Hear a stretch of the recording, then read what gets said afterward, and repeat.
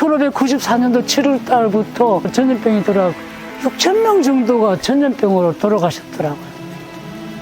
그런데요, 그 돌아가신 분들이 다 프로였다는 거지. 이수진 장군하고 여기저기 싸우러 다닐 때 이제 싸움에는 귀신, 완전 프로페셔널 그분들이 그렇게 오랫동안 전투를 하러 다니신 분들이 죽은 이유는 뭐예요? 병약했다는 거죠. 이미 몸이 바이러스에 노출이 됐다는 얘기죠. 신병들은 잘 안 죽어요. 오랫동안 배를 타신 분들이 죽었다는 거죠. 이수진 장군께서도 전염병에 감염이 돼가지고 아주 고생을 하셨어요.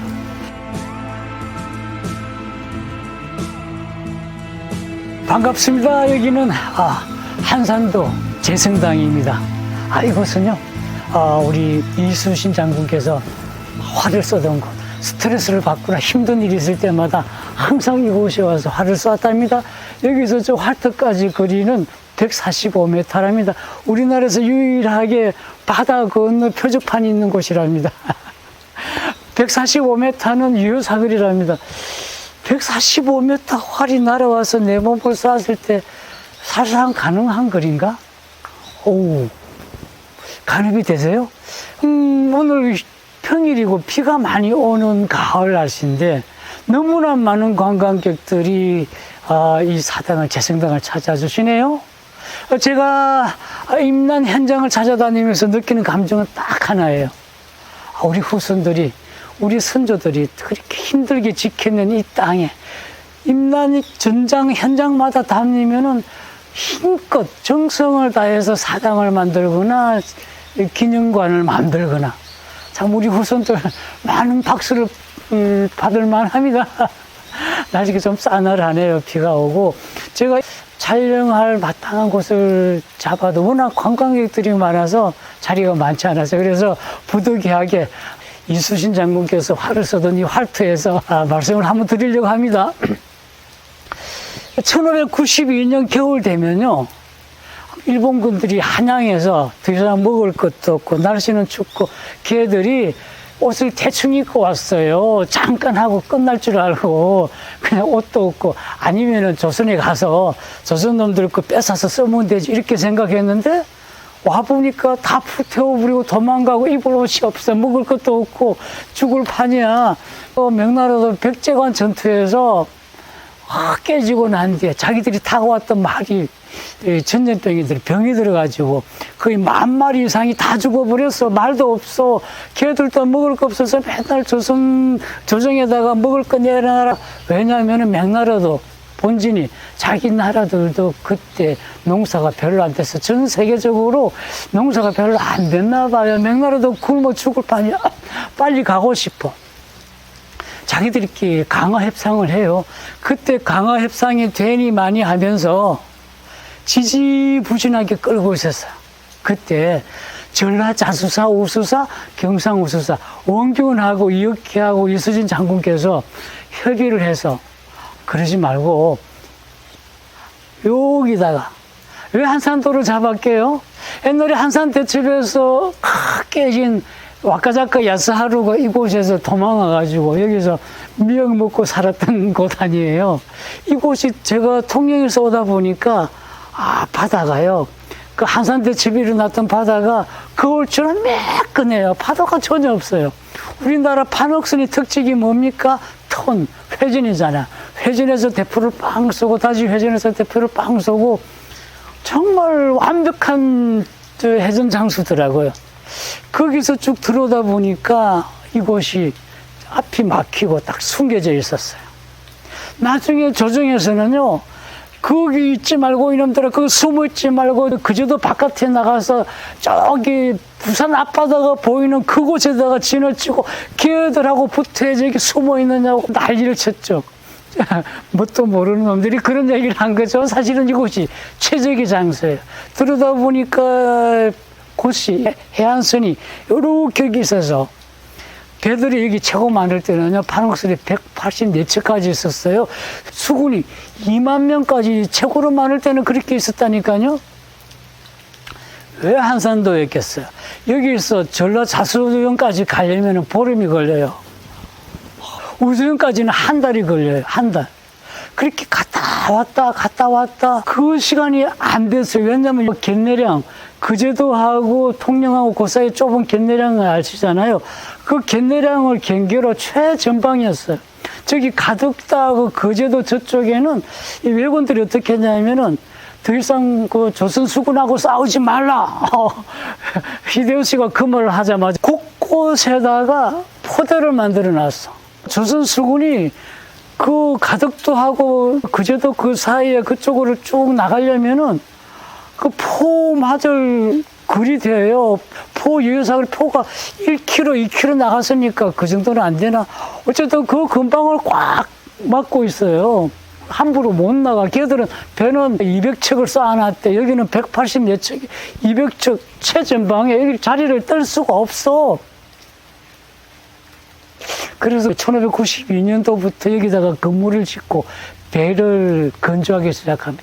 또 하나는요, 왜 여기다가 했냐면은요, 제가 오늘 여기 찾아온 이유는 왜 한산도에다가 수군, 통제령은 아니면 바다의 통제령. 통제령이라는 것은 통제사의 본령을 통제령이라 합니다. 이순신 장군께서는 1593년도 8월 15일 날 통제사로 임명을 받거든요. 그때는 강화협상이 끝이 나서 7월 달에 강화협상을 맺고 왜군의 주력부대는 저 나라로 갔어. 명나라군들도 한 몇백 명 남겨놓고 다 갔어. 지지부진할 때요. 그제 통제사를 주었다니까요. 통제사를 주고 난 뒤에 조금 더 얘기가 딴 쪽으로 샜는데 이수진 장군께서 워낙 공이 높으니까 통제사 좋다 이거야. 근데 두 양반이 원균하고 이수진하고 갈등이 계속 이곳에서 쉬었단 말이지. 갈등이 일어나고 있을 때 한 사람을 지휘권을 주어버려서 지휘를 당하는 사람의 입장은 더 크게 사이가 벌어질 거 아니에요. 어떻게 하겠어요. 할 수 없이 원균은 전라도 백마사로 직위를 바꿨어요. 그래서 배설이 원균 대선에 배설이 왔잖아요.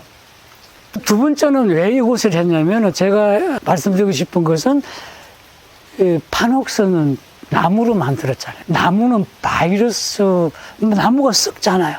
나무가 바닷물에 있으면 썩어요. 거기에 바이러스 양성소라고 거기에 병균들이 그 좁은 공간에 그 판옥선 지금 보시다시피 그렇게 크지 않아요. 거기에 한 150명에서 200명이 타요. 그 좁은 공간에 먹고 싸고 입고 누구 한 사람만 병 들면은 다 옮겨. 거기다가 바이러스가 창궐 한다니까. 그 나무가 썩어서 그러면 어떻게 해야 돼?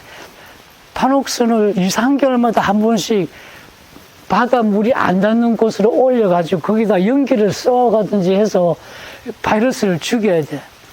저거 배 탈 때요. 철판으로 만든 철갑선도 3년에 한 번씩 올려서 깡깡이라 그래서 껍데기를 다 벗겨내고 녹슨 것을, 녹을 다 제거하고 그런 작업을 해요. 판옥선도 4, 5개월 정도 한 번씩 올려야 돼. 안 그러면 썩어요. 판옥선 만들면 수명이 뭐 10년, 20년 갈 것 같아. 5년이래요. 5년.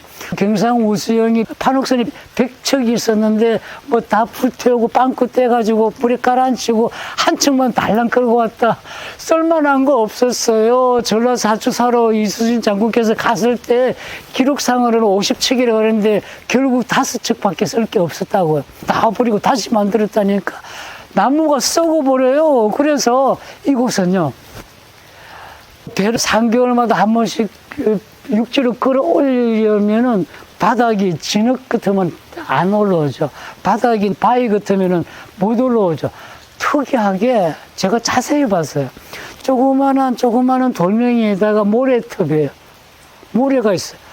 소 몇 마리만 있으면 끌고 올라오고 있더라니까. 이곳에 또 많이 작은 만들이 그렇게 있어서 184척이 곳곳에 편안하게 있을 수 있겠더라고. 아, 여기가 최적의 장소였어요. 누군가가 잡았는지 몰라도, 그분들이, 우리 선조들이, 얼마나 생각하셔서 잡았겠어요? 제가 보니까 그게 눈이 보이더라고. 몇 번을 하더라도 그런 걸 전혀 생각을 못 했는데, 공부를 하다 보니까 그게 보여요. 또 하나는 바로 입구에 이 우물이 있었어요. 우물.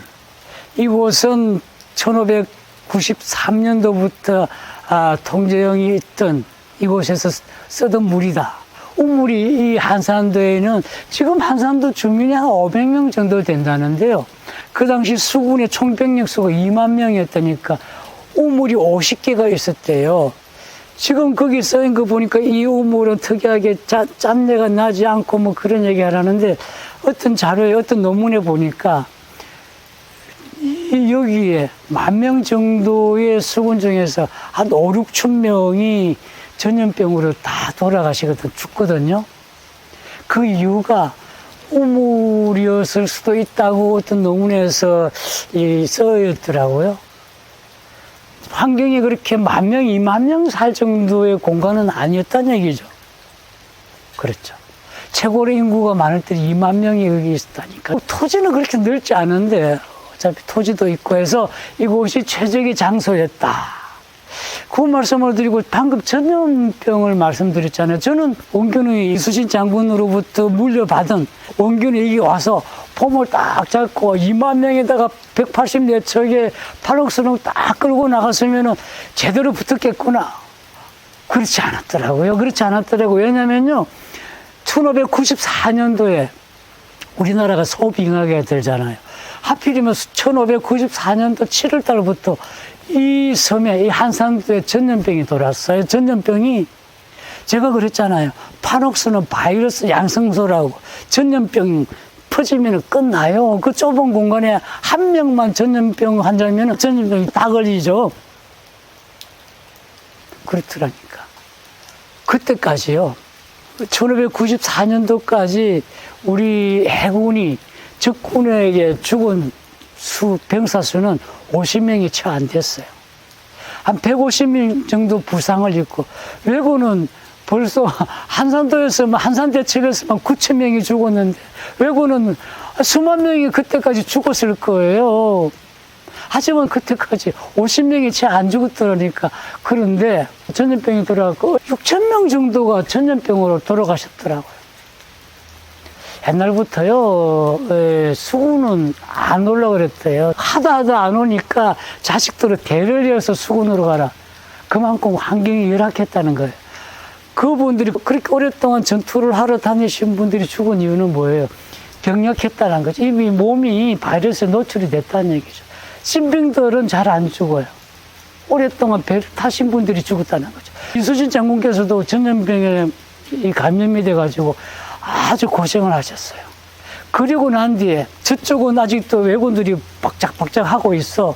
우리 이수진 장군께서는 전력을 다해가지고 판옥선을 근조해야 되고 판옥선을 운영할 만큼 병사들을 모집해야 되는데 병사들을 모집이 안 돼요. 저 육지에서도 그 소빙하게 들어서 많이들 죽어나가요. 굶어 죽고 전쟁통에 굶어 죽고 기록마다 다 다른데 제가 몇 번을 봐도 어떤 분들은 임진왜란 일어나기 전에 조선의 백성 수는 1,000만 명이었다. 어떤 분은 700만 명이었다. 500만 명이었다. 임진왜란 끝나고 난 뒤에 150몇 명 살아남았다. 200만 명 살아남았다. 그리고 30년 뒤에 병자호란 때 60만 명이 예전적에 끌려가잖아요. 도대체 그 기록이 없어요. 기록이 없어요. 그런데 이수진 장군께서는 4, 5천 명, 6천 명 정도가 죽었는데 6천 명을 다시 신입을 받아야 되잖아요. 신입 병사를 받아야 돼, 수병을 받아야 되는데 권율 장군은 육지에서 자기들 병사 받으려고 다 육군으로 다 차출해 가버린 거야. 수군으로 올 놈이 없어. 그래서 끊임없이 장기를 올려. 우리 수군이 없다. 우리 배를 운영 못하겠다. 수군 좀 내려달라. 끊임없이 사정을 해도 안 내려와요. 또 병들거나 나이 든 사람들은 본령, 이수진 장군께서 항상 본령이래요. 전라자수영이 통제령이었다. 여기는 1604년도에 선조십역에 나와요. 여기를 본령으로 하겠다. 통제령으로 하겠다. 그러니까 1604년부터 통령은 통제령이 돼요. 그때까지는 여수가 본령이에요. 그리고 병들고 늙은 사람들은 본령으로 보내고, 저 역기 전라 우수영도 늙거나 병들거나 겨울 되거나 농사철 되면은 본령으로 돌려보내고, 여기는 최소한의 인력으로 운영하는데 또 다시 봄 되면 거기 있는 신입 병사들을 끌고 와서 하여튼 2만 명을 채워야 되잖아. 2만 명을 채워야 되는데 그때 공명첩이라고 있어요. 공명첩. 통정이라든지 장군들에게는 백지수표죠. 백지수표처럼 자기가 마음에 드는 저 친구 용감하구나. 그 친구한테 바로 적석으로 너 오늘부터 육군 대위다. 해군 대위다. 지명을 해가지고 줄 수 있어요. 그걸 공명첩이라고 그러는데 그런 제도를 하고 있었어요. 그런데 1594년도에 광해가 전주에서 그때 분조잖아요. 광해가 분조를 이끌고 하나의 조정이거든요. 광해가 거기서 과거 시험을 치릅니다. 과거 시험을 치를 테니까 수군들도 와서 과거 시험을 치라 그럽니다. 이수진 장군이 가만히 보니까 육군들 너는 알아서 거기서 과거 시험을 봐라. 관리들도 없고 하니까 관리들을 뽑아야 되니까 과거 시험을 치는 거 맞죠. 하지만 이수진 장군께서 가만히 보니까 야 그건 아니다 야. 여기서 전주까지 어떻게 그 과거 시험 치는 놈들이 다 가냐. 우리가 여기서 알아서 칠게. 그렇게 하면 안 되겠느냐. 그 당시요 조정과 광해는 되게 기분 나빠합니다. 특히 선조도 되게 기분 나빠해요. 뭐야 너가 인사권까지 갖겠다는 거야? 그거 보세요. 2만 명의 병사, 한산도가 갖고 있는 2만 명의 병사는 전체 조선 병사들의 아마 절반은 넘을 거예요. 그때 육군 몇 명 안 돼요. 그때부터 선조가 기분이 되게 나빴을 거예요. 그때 그냥 이수진 장군께서는 알았다 데리고 가서 시험 치고 와라. 너무 멀어. 인원도 별로 없어. 바로 저기 견제랑 저쪽에는 왜군들이 빠글빠글해. 안 되겠다. 뭐 그리고 이수진 장군께 아니 가스럽게 자꾸 그러냐. 우리가 알아서 할 테는데 편장글 쓰고 말아요. 아마 그것도 파직되는데 하나의 요소가 됐을 거예요. 배설 장군 아시죠? 배설 장군은 경상우수사였어요. 배설 장군이 경상도 우수사 소속 12척의 판옥선을 끌고 바로 도망을 친 게 아니고 이곳에 들러서 여기서 그 쌓아놨던 곡식과 쌓아놨던 포들과 병기들을 무기들을 싣고 가신 거예요. 저 장흥 쪽으로 가신 거예요. 참 그걸 잘했다고 해요. 명랑 대첩할 때 그때 포라든지 화약이라든지 그런 걸 어떻게 구해. 명랑 대첩할 때 그 배에는 배설 장군이 도망가면서 여기서 다 싣고 갔던 그 많은 것들이 있었기 때문에 명랑 대첩에서 그렇게 전투가 가능한 걸로 저는 생각을 합니다. 그리고 난 뒤에 바로 왜군들이 와서 불을 태워버립니다. 그죠? 남김없이 불을 태워버렸죠. 나중에 백의 정권 끝난 뒤에 고금도로 수영을 차리잖아요. 거기는 이수진 장군께서 이런 말씀하셨어요. 야, 한산도보다 고금도가 훨씬 좋다. 첫째, 땅이 넓어요. 그리고 곡식들이 많아서 병사들을 자체적으로 먹어 살릴 만큼 됐다는 거죠. 여기 한산도는 생각보다도 농사를 지을 터가 없고 특히 물이 별로 안 좋았어요. 하지만 이곳은 완벽한 전진기지. 선조와 조정은 끊임없이 그제대로 나가서 부산으로 가서 붙어라. 이 양파나 부산으로 서로 마주보고 있으면 언제 터들어올지 언제 갈지 맨날 신경 써야 되는데 그렇게 해가지고 싸움이 되냐. 이곳이 완벽한 장소였다 합니다. 여기는 제성당. 충무공께서 화를 충무공 이렇게 괴롭거나 마음이 울적하거나 할 때 항상 와서 끊임없이 화를 쐈대요. 근데 저는 볼 때 145m 어떤 분이 와서 설명하는 걸 잠깐 들었는데 145m의 유효사거리라고 그러는데 그건 아닌 것 같지 않아요? 145m. 모르겠습니다. 그건 잘 모르겠네요. 아니에요. 145m 유효사거리 아니에요. M16 총이 145m 유효사거리일 텐데 이 해설자가 잘못한 것 같아요. 어쨌든 그렇습니다. 이곳은 제성당입니다. 여기까지 하겠습니다. 감사합니다.